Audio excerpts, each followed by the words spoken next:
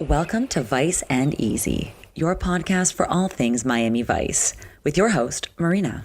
Hello and welcome back to Vice and Easy. Just want to thank you all for the kind comments, for the follows, for the likes. You can find me everywhere at Vice and Easy Podcast.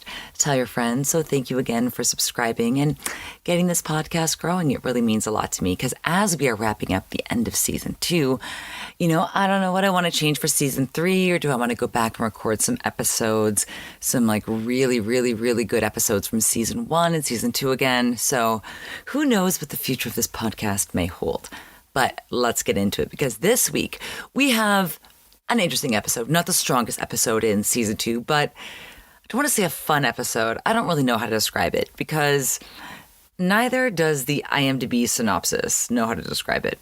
This is what they say. The team is assigned to protect a renowned poet who has come to the U.S. seeking political asylum.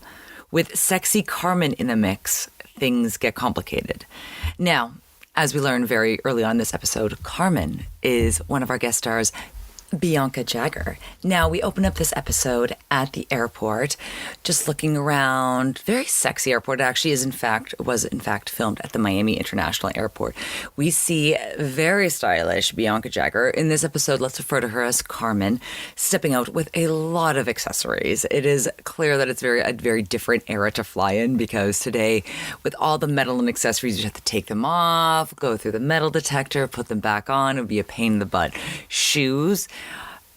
Try explaining to the people in the 80s smoking in the airport, as we'll get to at the end of this cold open, about what we have to go through now. And the only way to get around that kind of is TSA PreCheck or Nexus, Sentry, or Global Entry, where basically the government has your irises and your fingerprints on file so that you can avoid taking your shoes at the airport. And I say this as someone who will happily renew her Nexus as soon as it comes up because that thing has changed the way I fly. Not that I fly that much, but just a little bit of added pleasure in life is really worth the $50 it cost me. And I guess, selling my soul to the government, having them have all my information on file, but they're going to get it one way or another. I already did 23andMe, so I'm already in there. Let's get back to the episode. I want to say Gina and Trudy look very stylish. I want to say maybe they are dressed as flight attendants. They're wearing not super tight, but tailored gray suits with little brooches on them. And then we meet the star of this episode. So this is Hector Sandoval, played by Byrne Piven, not Latino, Jeremy Piven's father. So from Chicago. I know Jeremy's from Chicago, so I'm assuming his father has some kind of Chicago connection. So I'm assuming maybe Polish in the background, maybe German. This is the introduction to his character, and I died laughing. Clip 1. I didn't enjoy your life story. Boring. But you are not boring. Only your life story is boring. I love this guy already. He kind of reminds me of my dad, not in many ways, but kind of in just like that unfiltered, doesn't like boring people way. And I think just like most people get like that the older they get, where they just don't have time for it. Or if, they've had an interesting life story, they just want to be able to share that with someone else. And so I died when we got introduced to him. Then as he meets the Vice Squad, he doesn't really want to hear about the safe house. He's, not really about that. He's come to Miami on his way to Washington to testify in front of Congress about what's going on in his home country, which the episode never refers to. We can garner a few hints from the episode. Latin American country, possibly Central American, going through a civil war, lots of expatriates living in Miami. So it could actually, unfortunately, in the 80s, we have it narrowed down to a few countries. I'm assuming El Salvador, but they're not saying it by name, which I guess, smart for the writers because it could be a little tricky. And it's, especially when you're ignorant on a topic, you don't want to act like you know everything. But a lot of what they're saying has also rung true for many other countries, not only in South America, Central America, and the Caribbean, kind of within that 20th century period of revolutions and independence. And, well, I'm getting ahead of myself. And before we get depressed with the overarching theme of this episode, let's have some fun. Because you know what I wanted when I first came to America? The same thing Sandoval wants. Maybe your television is better here than back home. I know this is the most first world problem thing I'll ever say, but the fact that we didn't have satellite TV and my parents were very insistent on having satellite TV because they would say they knew people who had it, and when it would rain, it would cut out. And okay, to be fair, living in Toronto, it's not exactly, even weather all the time. So there was a lot of acclimate weather, and it is true that when I would go to other people's houses to watch satellite TV, it would cut out a lot. But especially when you don't have access to programs because they can't be aired in Canada until they finish airing in the States. And it is so frustrating. I know it's on such a minuscule level. As we're talking about civil war and we're talking about puppet regimes and dictatorships, I'm going to complain about not having satellite TV growing up. And I had a few American channels, so I could watch unfiltered American shows. So a lot of times in Canada, I'm sure this is true with other countries as well, there's simulcast. So let's say if, I'm going to age myself here, but CSI is airing on CBS and then CTV has picked it up in Canada, they will play the same episode premiering live, but they will sub out the commercials for Canadian commercials. Same thing, I think this would also happen with the Super Bowl. And then, so let's say you want to get around that. So I'm not going to watch CTV. I'm just going to go to the actual channel CBS airs on. No, they're able to simulcast it on both channels so you get the CTV feed and not the CBS feed. Sometimes when they wouldn't air it at the exact same time, you could get around and you can watch the American airing. But yes, this is one of the traumas of my childhood of not having American programming when I wanted the most. Same thing, like whenever I'd have access to a satellite TV, it was for sure Comedy Central because we had the Comedy Network, which was cool, but it was more stand-up than weird, irreverent cartoons. And especially like a lot of the shows back then at night, we didn't get, and MTV for sure, even though MTV was always kind of lesser than. You just want to see what they have on the other side. Yes, this is the trials and tribulations of my hard-won childhood in Toronto, Ontario. But yes, I could totally understand. The first thing I would do if I were coming from a country, I'm like, where's the TV? First thing I would do in the hotel is put on the TV because I want to see all the cable, all the channels that I don't have access to in Canada, let alone at that time, third world country.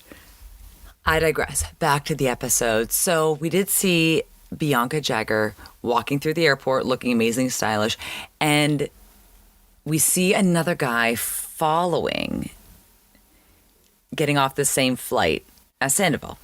Now, we hear the same guy mention that these are all my diplomatic papers, blah, blah, blah, blah.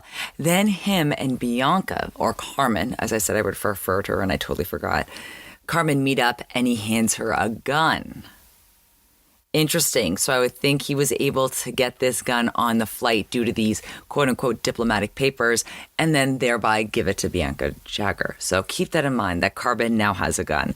Then as Sandoval is leaving the airport, he is, I don't want to say swarmed, but I want to say there's like 8 or 10 reporters there.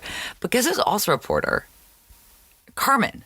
So the same woman is now posing as a reporter.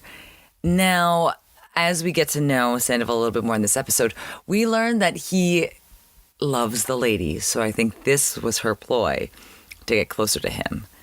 And she even asked him a question. How does it feel to be free, Mr. Sandoval? Beautiful. Beautiful. I would like to talk to you at greater length. My dear, I am all yours. Okay, that's enough. Step aside, please. Come to the museum at the reception there. I see you. Now, are you thinking what I'm thinking? Why would a man with this kind of security detail be inviting random reporters to receptions? Yes, we're going to get into that a little bit more after the intro. And so we meet back at this beautiful safe house that is incredibly 80s, not only their glass blocks. There is one scene where the back of Sandoval's wheelchair, kind of like a lilac, matches Crockett's shirt, which matches the paint on the kitchen cabinets and wall. Amazing. This house is gorgeous. Not too gaudy, a little bit gaudy, but perfect. And so why is the Vice Squad looking after this guy. And so when Tubbs, Zito, and Switek, Crockett is not there in the first couple scenes. He is alluded to being in court, and that is all we hear of it, and then he just pops back in later on the episode. I tried looking online to see if there was something going behind the scenes. Who knows? It kind of seems like this episode was a little bit jumbled, maybe getting on to like the last couple episodes of the series, and especially back then, like the timelines were a lot tighter for network television, so maybe they just had to kind of like churn and burn this episode out. Maybe Don had a prior commitment or he got injured. No idea, but so Crockett does not join us for a little bit. So yeah, why is Miami Vice watching this guy? Wouldn't that be a Secret Service job, or wouldn't that be an FBI job? Like, why are they tasked with it? And they joke that maybe it's because they're so efficient and inconspicuous. And kind of as they say that, it pans to like the sniper on the roof and the armed gunman at the door of the safe house. Well, they are putting the safe in safe house. Let's put it that way. And then, as they're talking, they ask a very good question. Why would anyone want to kill a poet? Why would anybody want to kill a poet? Maybe they don't like his iambic pentameter. Sandoval's not your Joe Average poet. I mean, he's waiting for a phone call from Stockholm. Nobel Prize, you know? And as we get into the safe house and we talk a little bit more with Sandoval, we find out, yes, he is a poet, but he's more of an outspoken political critic. And in his country at the time, that is not something they were supportive of. He actually wrote this beautiful political manuscript, and unfortunately, the government burned it right in front of him. But he says, fear not, everything is still up here, and points to his brain. And that the words that he wanted to express and the stories that he wanted to tell are still with him, even though the government was censoring him. And because of his clout that he is able to garner not only from expatriates and refugees from his home country, but people abroad and activists abroad, he is very much a target. And Castillo does warn Sandoval not to go out in public, and he doesn't want him to go to any of the public events in Miami. And you know what? I really like Sandoval's reasoning for declining that offer in this next clip. Save your personal appearance for Washington. No, to address a congressional committee is my duty. To appear here in Miami is my pleasure. I want to see my friends. Also, it is alluded to, as much as him and his daughter are butting heads over this, it is alluded to that he is, well, it's confirmed, that he has just spent a year in jail as a political prisoner. So obviously there's even more incentive for him to want to go out and have fun. So in this case, I feel both for the daughter, and I also feel for him that, yes, obviously she's worried about his safety, but on his side, you only have one life to live, and you should be able to enjoy it tenfold, especially when you've just had that freedom taken away from you. So let's let him have a little bit of fun, shall we? Now, where is the TV? Wrestling, yes? Cartoons? Ah, a man after my own heart. Now, remember the gentleman we mentioned in the airport who was giving Carmen the gun? So we now see him roll up at this palatial estate that, because there was an American flag and a mysterious unknown country's flag, we're supposed to assume is a consulate. Now, I live in Los Angeles, California. County of Los Angeles has around 15 million people. The city of Los Angeles has around 5 million people. The consulate for Canada, and I'm aware that there are other consulates in the city that are bigger. They're driven by the Thai consulate, the Mexican consulate. The Korean consulate in Toronto is super nice. It has this big yard. The only consulates I've had to go to, the U.S. consulate in Toronto, which is just this ugly 70s era, not even red brick, it's like kind of gray brown brick, nothing, no facade, no yard, nothing. To be fair, it's on like a major thoroughfare in Toronto. And then here in Los Angeles, I've had to go to the Canadian consulate, which is a tiny office in this big building in downtown on the 4th floor. I'm aware that Canada has a small population, but still, really, we have at least 30 million people. I'm sure this country, probably has a similar population. And they have this giant palatial consulate in Miami. So, obviously, it's a little bit exaggerated. So that just made me laugh a lot because I was like, wow, I wish my consulates could look like that. Absolutely not. In real life, it's on Star Island. Imagine you just have to go get like your Nexus renewed and you have to go to this consulate on Star Island. You're like, wow, what am I getting myself into? Oh, too funny. And now at this amazingly palatial consulate, so the guy and another guy are kind of arguing about what's going to happen with the state of their country, blah, blah, blah. And you just see this guy walk out with two duffel bags. Too funny. Now, let's speak about this unnamed country. This is actually a very interesting argument. This is a much bigger argument than this episode had the bandwidth for, and I think that's totally fair. Again, we're dealing with 47 minutes possibly in network TV in 1986. But they bring up some very good points about the loyalty you have to your country and the need to support your people. And then how deep the corruption is that you don't even trust any dollar that could pass through the hands of a corrupt regime. And I think it's really interesting in this conversation that I'm going to play next. Because the money ends up with the guerrillas. Escucha, hombre, don't you understand? That money ends up for medicine for the people in the villages. Who also end up with the guerrillas. The guerrillas at least offer the peasants something. Yes, they offer them a choice. Join us or hang from a tree upside down. They are not democratic.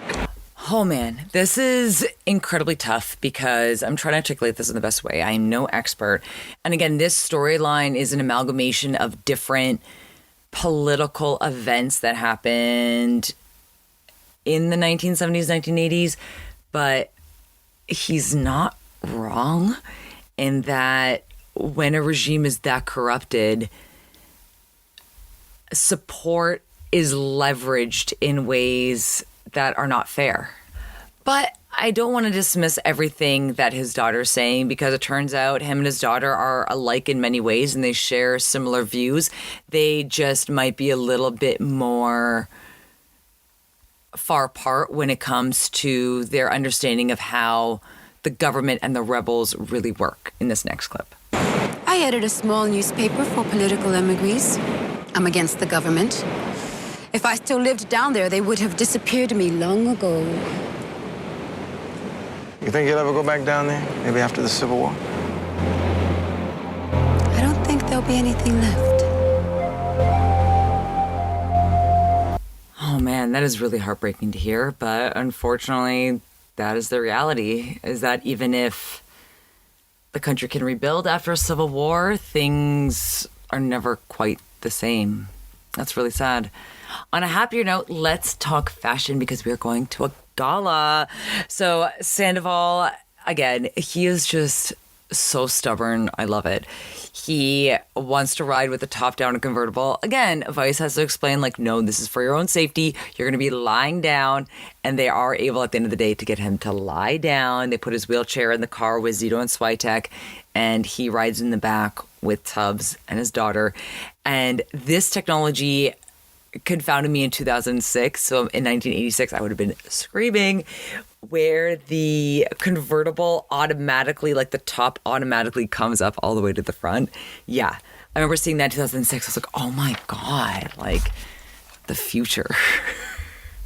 And when we get to the gala, there are so many looks. We got Gina in like a structured black tube dress with a silver cuff, and a guy next to her with a frosted mullet, like frosted tip mullet.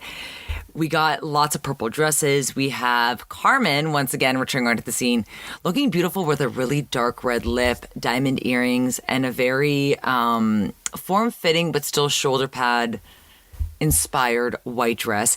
His daughter's looking super cute in a pink tube dress with like a structured front and with long chain link drop earrings with, I believe, a little bit of diamonds at the bottom.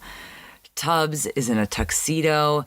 And so a gentleman appears at the art gallery. Because I am bad at relaying information to you, I forgot to tell you that he was actually outside of my favorite consulate ever, kind of doing a little bit of spy work. We see him kind of looking outside of the consulate, then we see him get in his car.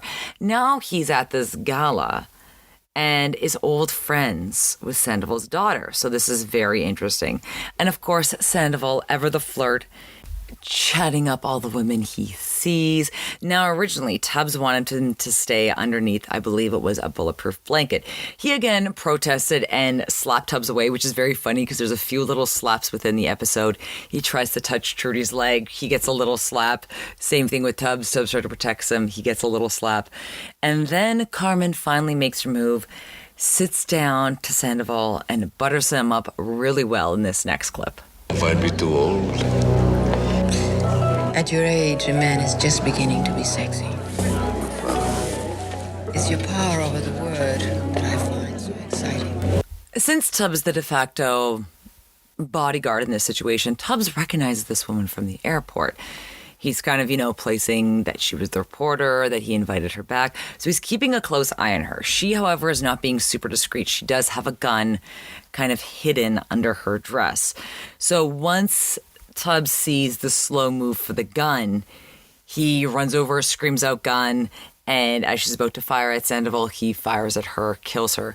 She dies in the daintiest fashion.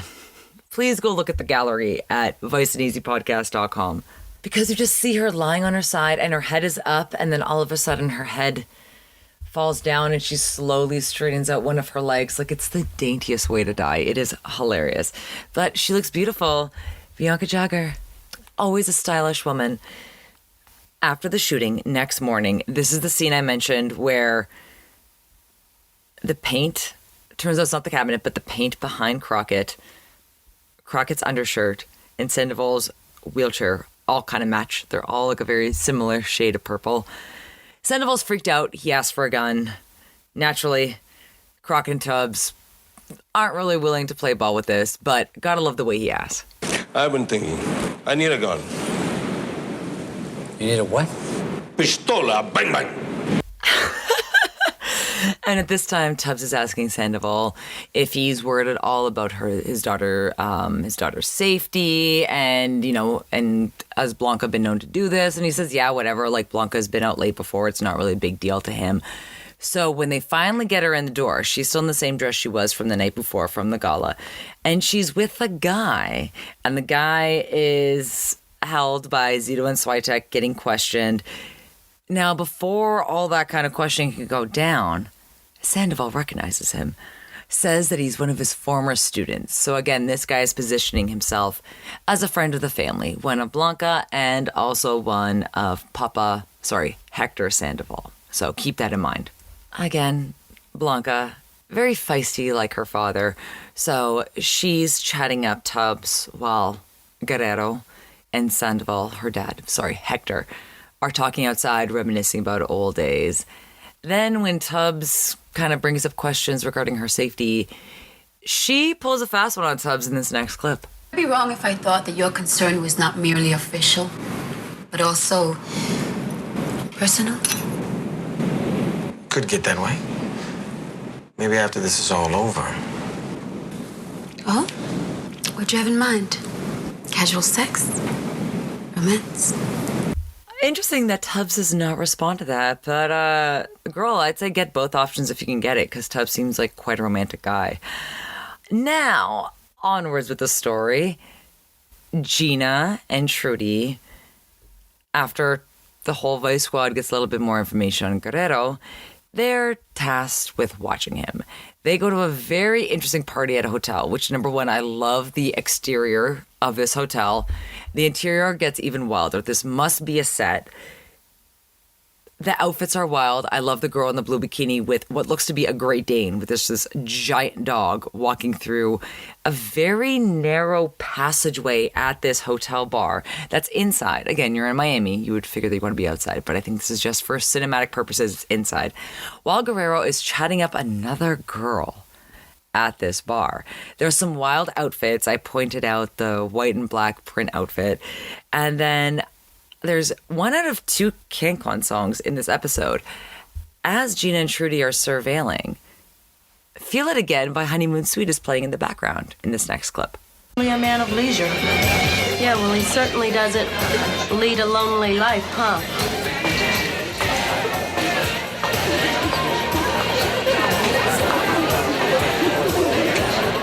If memory serves me correct, this is the second honeymoon suite that I can recall being on Miami Vice. I believe the first one was New Girl Now.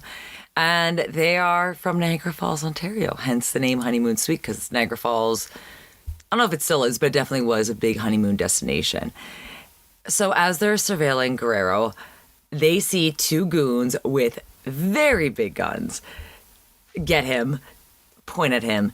Gina and Trudy fire, scream out Miami Vice, but they're on like this, they're up there in the hotel, and they fire back.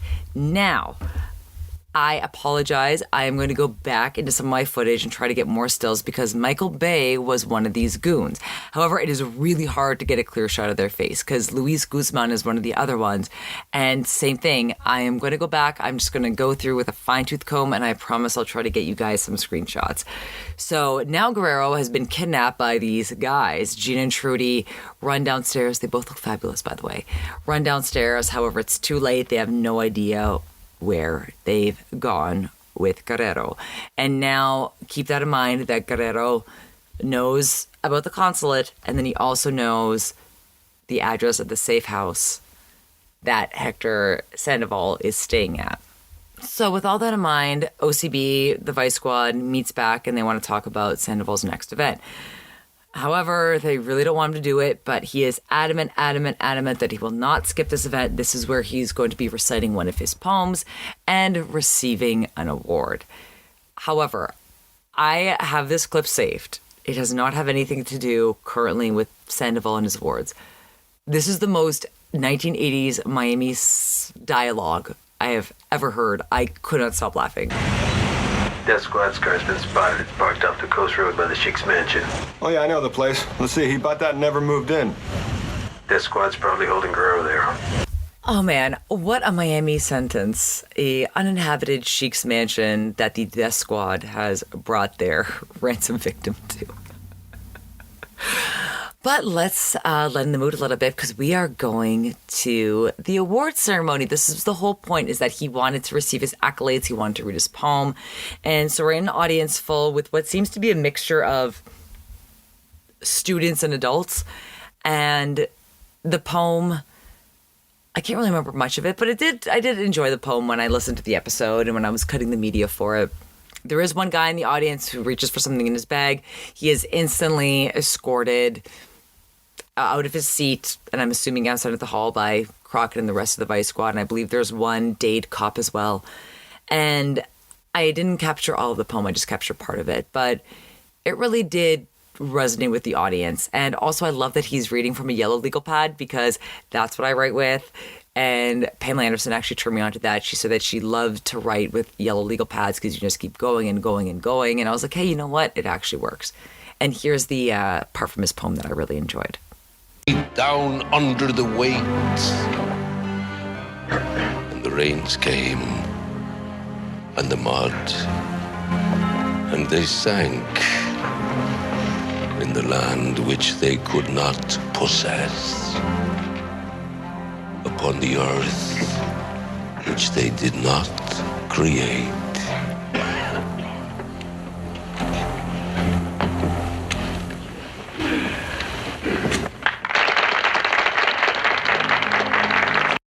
And now we're transitioning from that scene. We're getting all the audience feedback. Everybody's loving it. Then we are going to the Death Squad and the torture of Guerrero.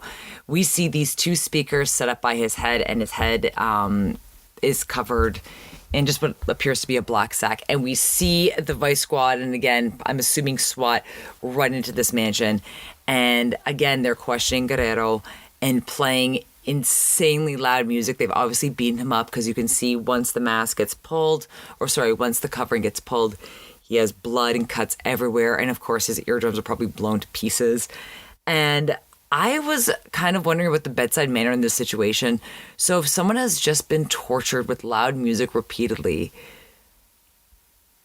basically they yank, like once the Vice Squad comes to save him, they yank it off. So again, he doesn't know what any of these people are. And again, Switek is just kind of like in his face, like, I'm going to help you. Number one, this guy's probably deaf. Number two, or he's definitely lost his hearing for at least a little bit, or he's probably suffering from tinnitus. And just like the demeanor is so scary. I would be frightened. I'd be scared. I would have peed my pants at this point. So I wonder what the decorum is. Like, maybe do you write it down or do you like show your badge, but they're undercover? So I don't know. In that situation, I would have been more scared. I would have been like, no, more people are capturing me. Leave me alone. And then they don't cut the music. So it's still that loud music blaring in the background while they're rescuing him. So that is a complete mind trip. Well, now that Guerrero is safe and sound, they have brought him to our favorite hospital, Miami Vice. Why, yes, it is the Purple Hospital from Junk Love.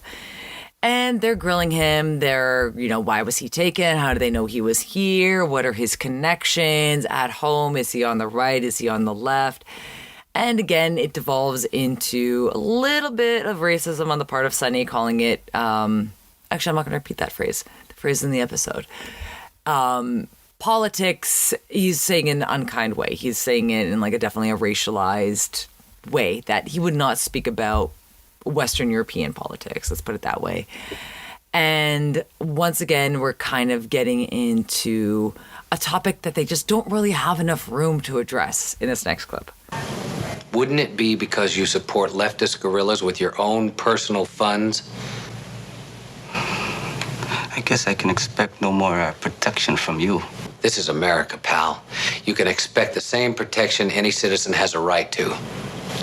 And Bianca brings up a really good point. Once again, when he throws that kind of racialized statement at them, she responds back that, yeah, America doesn't play that way at home, but they definitely export it abroad, which is a very tough and complicated subject that I am slightly educated in, not 100% educated in, but there's enough American foreign policy that I learned just from my brief studies that there definitely is an effect. And I'm not talking down or I'm not criticizing every single situation, but I am saying I understand 100% how she can perceive that because she has lived it firsthand in her country. When the United States does have a hand to play in certain elections or installations of government, it does definitely change the perception of American politics abroad. So I really like where this episode is going. I just don't really think that they have the tools to do it. And it's very tough because, again, at this time, especially with Cold War politics, anything left is considered communist and anything right is considered, standard conservative Reaganomic America. And obviously now that is definitely different. But you also have to think about it with the backdrop of the Cold War happening. So again, we were removed almost 40 years from this. So it's kind of a little bit of a time trip. Now let's get back to Sandoval. Where is he? Because Vice gets news that Sandoval has slipped security, and then Bianca tells them that she gave him her gun because he wanted one. And remember that Crockett and Tubbs refused to give him one. So Sandoval goes where any political dignitary would go in Miami. He goes to a punk rock club where Suicidal Tendencies is actually playing live at this club.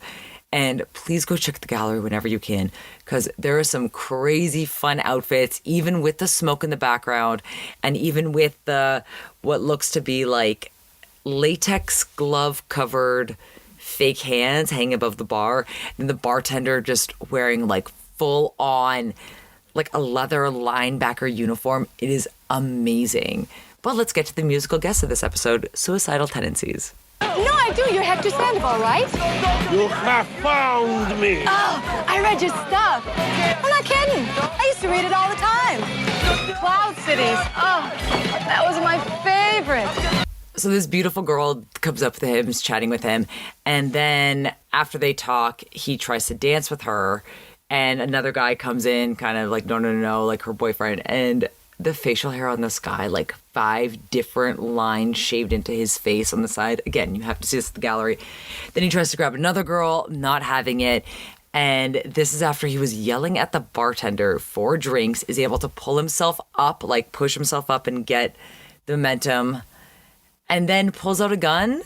And then the lady is also commenting on the gun. And I was like, I do not know in what world this behavior is being tolerated at. Then after all this, after he doesn't get his dance and he's getting really flustered, he shoots his gun up in the air in this nightclub. And obviously, people are screaming and running out. The band stops playing. Then, surprisingly, he's not being beaten or arrested at this time. Then he's just out on the sidewalk, kind of being left to his own devices, again, trying to shoot at the streetlights when Crockett and Tubbs come and intercept him and grab the gun away from him. This scene is really nice when Crockett and Tubbs are talking to him because they're trying to relate to him on a human level. And again, yes, they understand he's out of jail. He wants to see his friends. He has friends in Miami. But at the end of the day, his testimony in Congress could really help bring aid to his country under the auspices of this civil war. And he could bring order and change. So I think it's really difficult that he doesn't want to shirk his responsibilities completely, but he also doesn't really want to embrace them. And Sandoval, same. I'm forced to be a hero, not a poet. I must stand for something that makes me worth killing. And what makes it worth living? Oof, and it was actually a very long scene, and he mentions that the government burned his manuscript, and that was his duty to write the manuscript, that he's lost his love of words, and that, you know, his identity is being challenged, where he was just a poet, and now he is forced to be this hero and this symbol that has complicated his life completely. So, yeah, it's actually a very touching scene. And while we're kind of already in this deep emotional state, Blanca, she's at Guerrero's bedside in the hospital. Blanca gets a call that her father is drunk. Surprise, surprise. And needs a ride and has to help her to pick her up. So what's interesting is that it's hospital security calling. The gentleman who's calling is the same gentleman from the airport, the same gentleman from the consulate. This doesn't look good. And then as we transition back to the precinct at OCB, where Sandoval gets brought in to OCB, Castillo has some information on Guerrero that is quite surprising to Crockett and Tubbs in this next clip. Washington says Guerrero's not a civilian. He's a highly placed, highly motivated operative from the left in Sandoval's country. Beautiful. Well, that could explain his interest in Sandoval, huh? He specializes in difficult assassinations. I thought it was the right that was out to get Sandoval, not the left. Left want to make him a martyr. So if the right goes ahead and kills him, Guerrero doesn't get his hands dirty. This is interesting for them to break down. So basically both sides benefit from Sandoval's death or assassination in some way that they can frame it and use it within their political scope. And so Sandoval has not heard this news yet, because at the same time, he's getting a call at OCB that Blanca, his daughter, has been kidnapped. And that they want to meet, no cops. Sandoval makes up his mind right then and there what he wants to do. Did you agree? I have no choice. And no life for a young one. Oh, man. And naturally, Sandoval is being stubborn. He really doesn't want to risk his daughter's life. He doesn't want any police involvement. He doesn't want any helicopters. He's yelling at them. Finally later on, they're able to kind of get through to him, and they're able to keep an eye on him while he's going in to make this, in his eyes, exchange. Now, I love the SUV that Crockett and Tubbs are waiting in with the big bright lights. Obviously, they're not illuminated yet, but like you can see, it's one of those beach SUVs. And then we have Zito and Switek, who are, I believe, sniping, because you'll see later on in this scene, I was like, oh, wow, like they are set up. So it's interesting what the roles are for this scene, basically for this kidnapping, to get his daughter back. So he goes up. They're keeping an eye on him through night vision, so everything's kind of green in the scene. And as he is going up the sand, he talks to one of the henchwoman, as we say. That doesn't really go well. The henchwoman is shot. Zito and Switek, very good aim. I believe it is Switek making the shot, because I have a really good look. So I have a really good photo of Zito just looking like very squinty, but it's like very much blue steel. But I think because of the bright lights of the SUV, once everything gets triggered, is so blinding. And so when they make that shot, the lights on the SUV have illuminated. It's just like, oh, you know, you can only see the squiggles and you're like, oh, I can only see dark spots of squiggles. Nothing else is getting in there. And so obviously after the henchwoman is killed, the plans have become a little bit awry. And so once Crockett and Tubbs, they have to announce themselves, and then they kind of run into the house. They follow, make sure that Sandoval doesn't get killed. We do kind of see the side of Luis Guzman's face. It is really hard for me to find a still of Michael Bay. I will go back. I will go through the footage tomorrow when I'm looking for social media, and I will try very hard to get a still of Michael Bay. He's going to be so baby-faced, and obviously you can kind of tell like he has a long face. I should be able to kind of pick out very easily. And so naturally, as this shootout occurs, you see basically two of the goons fall down onto this mattress as you see Sandoval kind of like raise his hands protecting himself. But you also see Blanca kind of fall to the mattress. And she's wearing that silver top that I like, the one that she kind of got a little bit direct with Tubbs in. She's still wearing that. And luckily she's able to shake when she realizes that her kidnappers are dead. She wakes up, she's reunited with her father. And as they go outside and they start talking, Guerrero comes out to meet them. And they're kind of excited. They're really excited to see him. And again, Vice is not seeing him come up to Sandoval and Blanca. I have business with you, Hector.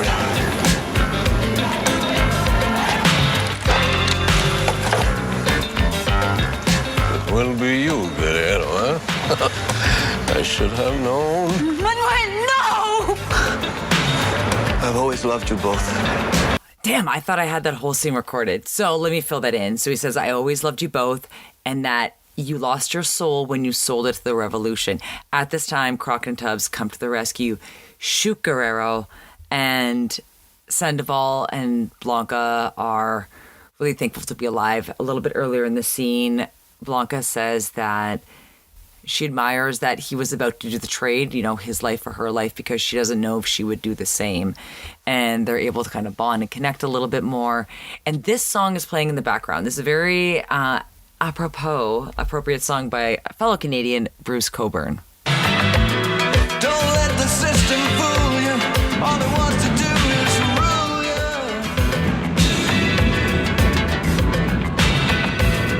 Pay attention to the poet.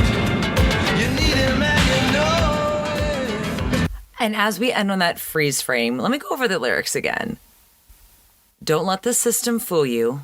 All it wants to do is rule you. Pay attention to the poet. You need him and you know it. Put him up against the wall. Shoot him up with pentothal. Shoot him up with lead. You won't call back what's been said. Put him in the ground, but one day you'll look around. There'll be a face you don't know, voicing thoughts you've heard before. Interesting. One interesting way to end this episode. And now let's lighten the mood a little bit. Only a little bit of iced tea today. Nothing super hot, but obviously let's start with Bianca Jagger. I kept saying in very Julia Fox voice, Bianca Jagger. No, Bianca Jagger. But again, that is not her born name. Her actual first name was Blanca, not Bianca. And when she was 16, she changed her name. She was born and raised in Nicaragua. And then she received a scholarship to study in France. She met Mick Jones backstage at a concert in France, maybe while she was a student. I can't really tell with the timeline. Got pregnant shortly thereafter with their daughter, Jade. She was his first legal wife. Then he cheated on her with Jerry Hall, his other ex-wife, who was also Rupert Murdoch's ex-wife. And she is always said, because she is so renowned for her wedding day outfit, which is the white skirt suit that she looked like $1 million in, that unfortunately her marriage ended on the same day as her wedding. But she is very well known as an activist, as a fundraiser, and she was very prominent in the Studio 54 days in New York, friends with Andy Warhol. So it seems like a super cool lady altogether, but I can't really find a lot of scandal on her. But, you know, I guess she lived her scandal early on now she's chilling out. And Byrne Piven, he was, of course, Sandoval, of course, not Latino. It's like the second episode in a row. I was like, oh, you guys, whatever. Again, this is Jeremy Piven's dad, born in Scranton, Pennsylvania, but naturally popular, active within, the East Coast theater scene. It is funny, my note that he was also playing a Latino character on Magnum PI as well as Miami Vice. And then other one of his credits, Rabbi, like he could just play anything, which I think is very true because he just has that face. And you can see Jeremy's inherited a little bit of it. And there's not a lot of great things I've heard about Jeremy Piven.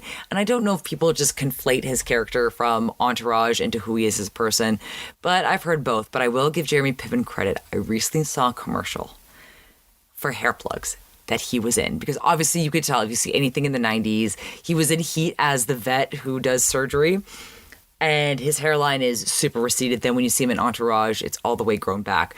So I was really appreciative of a man being open and honest about hair plugs and hair replacement treatment, because, it's kind of something that a lot of men feel like they have to do in shame, and they shouldn't. Unfortunately, it is genetic, and yeah, if you have the money and you have the time and the resources, why not fix it? So to each their own, you want to judge women for their plastic surgery choices. Why? To each their own. Oh, wow. This episode has a lot, so I'm going to try to get through them quickly. Let's start with wild cards. Obviously, my wild card, I'm a little bit tied as a bartender and then also as a woman. I'm torn between the lady in the blue string bikini with the giant dog walking through an indoor hotel bar with this giant dog, and also with the bartender in this insane warrior shoulder pad studded getup.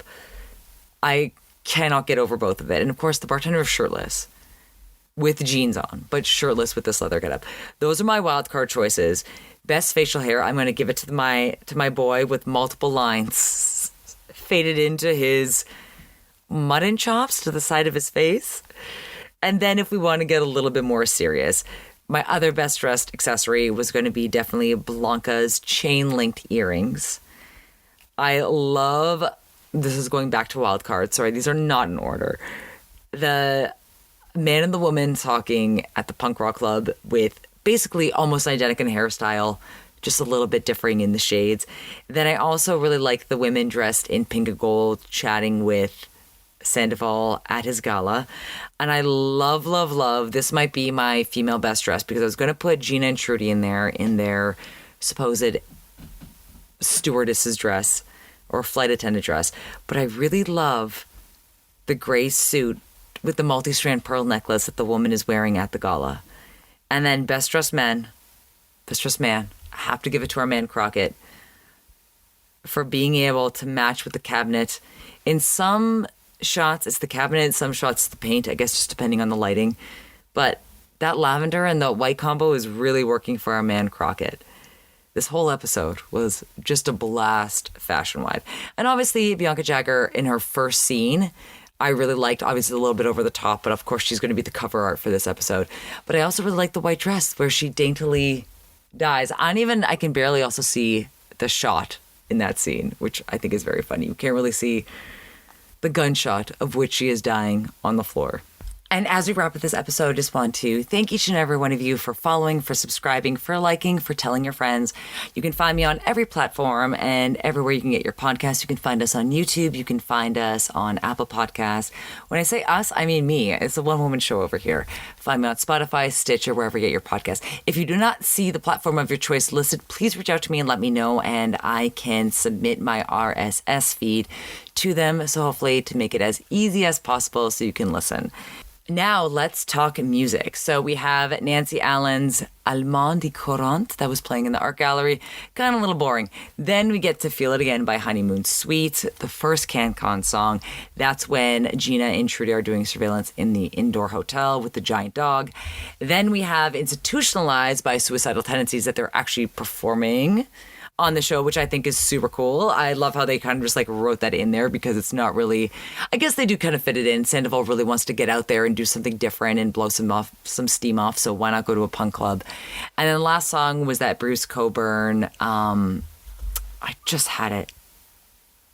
Maybe the Poet is the name of the song. And those were the lyrics I was reading off. And it's tough because deep down my heart, I want to say Feel It Again by Honeymoon Suite, because that song has very much been with me through breakups or what have you, when you're kind of feeling dejected. Will this ever happen again? And then you remember falling in love and dating and all that excitement. You remember how good it feels and how good it feels to feel it again.